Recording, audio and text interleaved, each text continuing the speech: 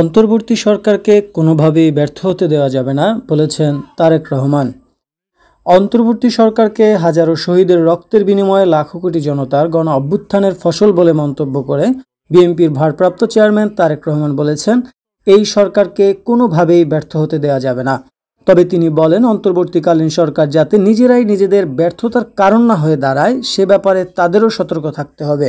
আজ মঙ্গলবার বিকেলে রাজধানীর নয়াপল্টনে আন্তর্জাতিক গণতন্ত্র দিবস উপলক্ষে আয়োজিত এক সমাবেশে তিনি একথা বলেন।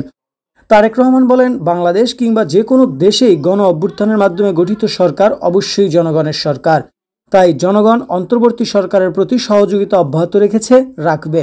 তবে কোনো এক পর্যায়ে অন্তর্বর্তীকালীন সরকারের জবাবদিহিও কিন্তু নির্বাচিত সংসদের মাধ্যমে নিশ্চিত করা হয়। সুতরাং জনগণের রাজনৈতিক ক্ষমতায়নের মাধ্যমে একটি নির্বাচিত সংসদ এবং সরকার প্রতিষ্ঠাই অন্তর্বর্তী সরকারের সব সংস্কার কার্যক্রমের প্রথম এবং প্রধান টার্গেটেও হওয়া জরুরি।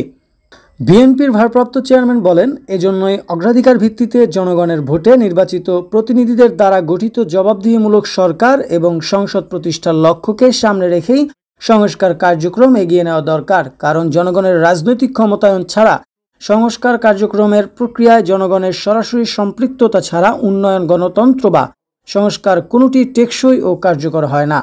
একটি অবাধ, সুষ্ঠু এবং নিরপেক্ষ নির্বাচনের মাধ্যমেই জনগণের রাজনৈতিক ক্ষমতায়ন নিশ্চিত করা সম্ভব। নির্বাচনের লক্ষ্যে অগ্রাধিকার ভিত্তিতে সংস্কার কার্যক্রম হাতে নেওয়ার কথা উল্লেখ করে তারেক রহমান বলেন, অন্তর্বর্তী সরকার ইতিমধ্যেই বেশ কিছু ক্ষেত্রে সংস্কার কার্যক্রম হাতে নিয়েছে। তবে নির্বাচন কমিশন, জনপ্রশাসনের সংস্কার এবং আইন শৃঙ্খলা রক্ষাকারী বাহিনীকে সক্ষম এবং উপযুক্ত গড়ে তুলতে অগ্রাধিকার ভিত্তিতে পদক্ষেপ নিতে হবে। বিএনপি মনে করে, অন্তর্বর্তী সরকার এজেন্ডা সেটিং এর ক্ষেত্রে অগ্রাধিকার নির্ধারণ করতে না পারলে গণ অভ্যুত্থানের সাফল্য ব্যাহত করতে ষড়যন্ত্রকারী চক্র নানা সুযোগ গ্রহণ করতে পারে। এর কিছু আলামত ইতিমধ্যেই স্পষ্ট হয়ে উঠেছে বলেন তিনি মন্তব্য করেন।